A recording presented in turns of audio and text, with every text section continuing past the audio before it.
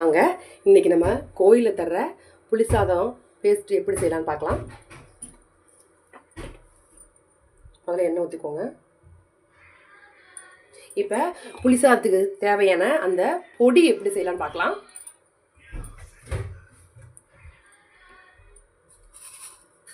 ஒரு 5 வரமிளகாய், 2 ஸ்பூன் வெந்தயம், விரலி மஞ்சள் இருந்தால் கொஞ்சம் அதையும் கட் பண்ணி போட்டுக்கோங்க. எனக்கு வந்து தூள் இருக்குது, அதனால நான் போடலை. கட்டி பெருங்காயம் இருந்தால் அதுவும் போட்டுக்கலாம்.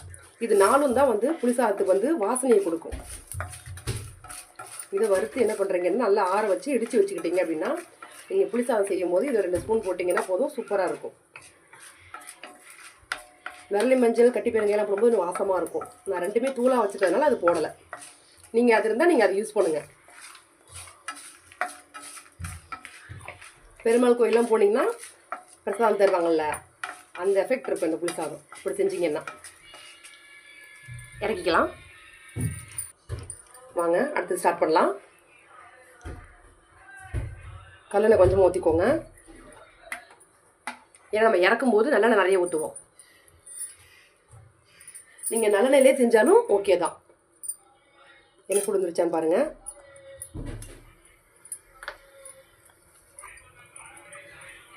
கடுகு, உளுத்தம்பருப்பு,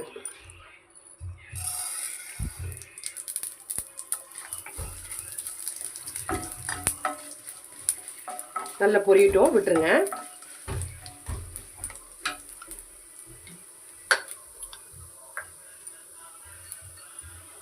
நல்லா பொரியணும். நம்ம நினைக்கிறோம் கடுகு தானே அப்படின்ட்டு. கடுகு வந்து பொரியாமல் நம்ம சாப்பிட்டோம் அப்படின்னா அது வந்து நமக்கு வயிறு வலி உண்டாக்கும். நிறைய பேருக்கு தெரியாது. வயிறு வலி வந்தால் வந்து சூடுன்னு நினைக்கிறோம், இல்லை எனி ப்ராப்ளம் நினைக்கிறோம். கடுகு வந்து பொரியலைன்னா கூட நமக்கு வயிறு வலி வரும். நெக்ஸ்ட்டு கடலைப்பருப்பு.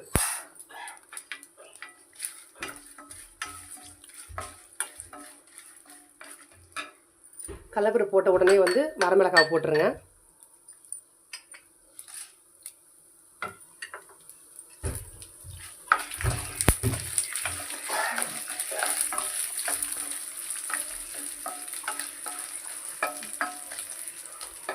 கடலைப்பருப்பும் வரமிளகாவும் செவந்தோன்னே நெக்ஸ்ட்டு வந்து கருவேப்பிலை.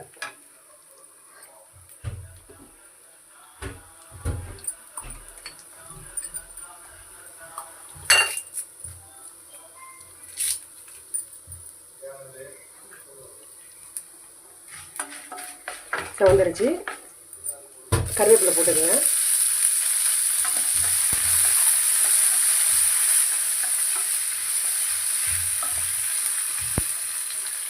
எல்லாம் பொரிஞ்சு வந்ததுக்கப்புறம்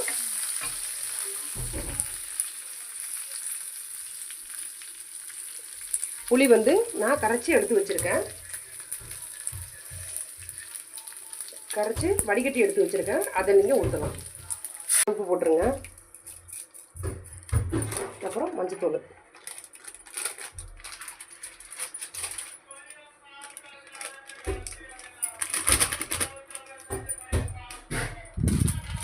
அவ்வளோதாங்க. நல்லா கொதிக்கணும். கொதிச்சுட்டு இறக்கும்போது பார்த்தீங்கன்னா நம்ம இடித்து வச்ச தூள், நிலக்கடலை 2யும் போட்டு இறக்க வேண்டியதான். நல்லா கொதிச்சிட்ருக்கு. இப்படி நல்லா கொதிச்சுட்டு இருக்கும்போது நம்ம இடித்த பொடியை போட்டுடலாம்.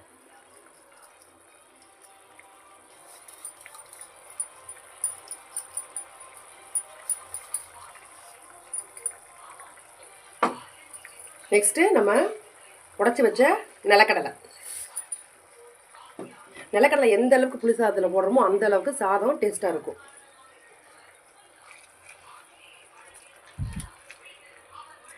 இந்த பொடி தான் வந்து பார்த்திங்கன்னா புளி சாதத்துக்கு ஒரு டேஸ்ட்டை கொடுக்கும், ஒரு வாசனையை கொடுக்கும்.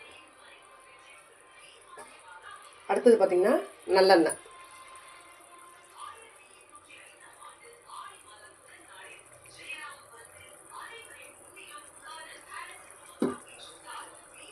அவ்வளோதாங்க. ஒரு 10 நிமிஷம் நல்லா கொதிக்க விட்டிங்க அப்படின்னா என்ன ஆகும் அப்படின்னா நல்லா சுண்டி திக்காக பேஸ்ட் லெவலுக்கு வந்துடும். நம்ம இறக்கி வச்சுக்கலாம்.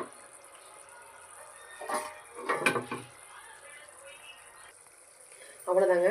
புளி தண்ணி ரெடி ஆயிடுச்சு. இதில் நாட்டு சக்கரை கொஞ்சம் ஆட் பண்ணிக்கலாம். இது வந்து உங்கள் ஆப்ஷன் தான். தேவைன்னா நீங்கள் போட்டுக்கலாம், இல்லைன்னா இல்லை. நான் லைட்டாக ஆட் பண்ணியிருக்கேன். அப்போ தான் அந்த பிரசாத எஃபெக்ட் இருக்கும் உங்களுக்கு சாப்பிடும்போது. சாப்பாடை வந்து புளி சாதத்துக்கு எப்போவுமே வந்து சாதத்தை வடித்து ஆற வச்சு அதுக்கப்புறம் நீங்கள் கிளறினீங்க அப்படின்னா அந்த சாதம் டேஸ்ட் நல்லாயிருக்கும். குக்கரில் மேக்ஸிமம் வந்து செய்யாதீங்க.